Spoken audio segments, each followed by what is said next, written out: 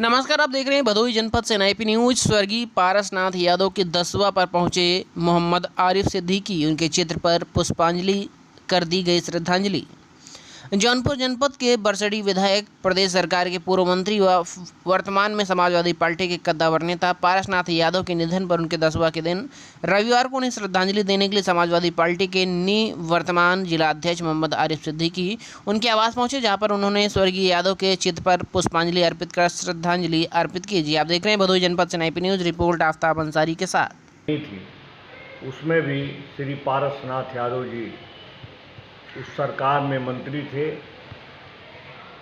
और वो गरीबों के नेता थे। उनके पास जो भी जाता था मदद मांगने के लिए, वो लोगों की मदद करते थे। वो उनका जुड़ाव बहुत ही ज़मीनी स्तर पर था लोगों से। बहुत नेक इंसान थे। एक शानदार समाजवादी योद्धा इस दुनिया से रुखसत हो गया और हम लोगों को बहुत तकलीफ है। हम गए थे उनके जौनपुर स्थित कोल्ड स्टोरेज पर और उनके आवास पर भी गए थे और हमने उन्हें अपनी सच्ची श्रद्धांजलि अपनी तरफ से, समाजवादी पार्टी भदोही की तरफ से, भदोही की आवाम की तरफ से इस श्रद्धांजलि अर्पित की है।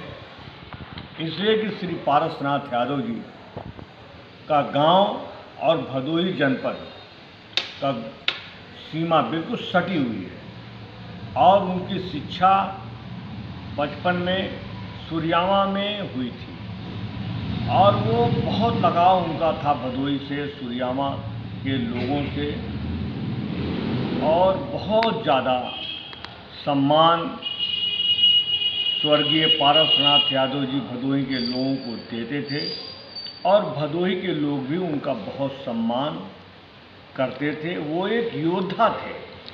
वो लड़े हैं गरीब जमीन से। उन्होंने लड़ाई लड़ करके राजनीतिक क्षितिज पर बहुत बड़ी बुलंदी हासिल की। माननीय मुलायम सिंह यादव जी और समाजवादी पार्टी के राष्ट्रीय अध्यक्ष माननीय श्री अखिलेश यादव जी ने उनको आगे बढ़ाने में भी बहुत बड़ी भूमिका हमारे नेताओं की रही है। जो हमारे पार्टी के बड़े नेता हैं, उन्होंने उनको आगे बढ़ाया और जब आगे बढ़ाया तो उन्होंने समाज की सेवा किया और गरीबों की सेवा किया। जो भी उनके यहाँ गया उसकी मदद करने में वो कभी पीछे नहीं रहे हैं। सर, पूर्वांचल के एक कद्दावर नेता के रूप में पारसनाथ यादव कहे जाने वाले आज पूर्वांचल उनके बगैर सूना नजर आ रहा है। किस तरह से ये जो है क्षतिपूर्ति की जाएगी? वो पूर्वांचल के कद्दावर नेता थे, इसमें कोई शक नहीं है। वो ज़मीनी स्तर के नेता थे, इसमें भी कोई शक नहीं है। लोगों से उनका बहुत अटूट रिश्ता था, इसमें भी कोई शक नहीं है। और उनके जाने के बाद अब उसकी पूर्ति, जो कमी हुई है उसकी पूर्ति तो नहीं हो सकती है। इसलिए कि वो बहुत ही लड़ाकू, जुझारू नेता थे, समाजवादी योद्धा थे और समाजवाद के लिए उन्होंने हमेशा जीवन पर्यंत संघर्ष किया और हम सारे लोग उनका बहुत सम्मान करते थे। बहुत उनसे हम लोगों का घरेलू रिश्ते थे। तमाम लोगों से उनका हमेशा हर मौके पर वो भदोही और आसपास के क्षेत्रों में आते थे। लोगों के दुखों में और सुख के मौके पर शामिल होते थे, वो नहीं भूलते थे। सर, समाजवादी पार्टी की सरकार में विकास कार्यों में भदोही को लेकर क्या योगदान रहा उनका? उनका भदोही के विकास के लिए वो हमेशा चिंतित रहते थे। भदोही के विकास में उनका बहुत बड़ा हाथ रहा है।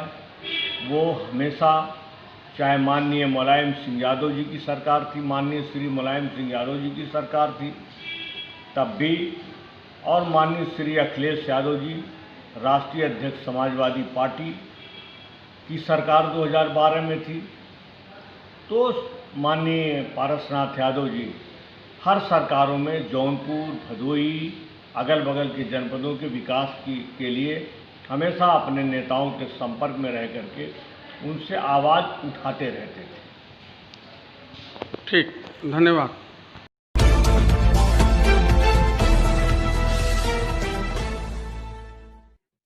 नमस्कार, आप देख रहे हैं भदोही जनपद से एनआईपी न्यूज। नगर में कोरोना मरीज एक और मिलने से मचा हड़कंप। लोहराना गली का रहने वाला मानस खत्री है कोरोना पॉजिटिव।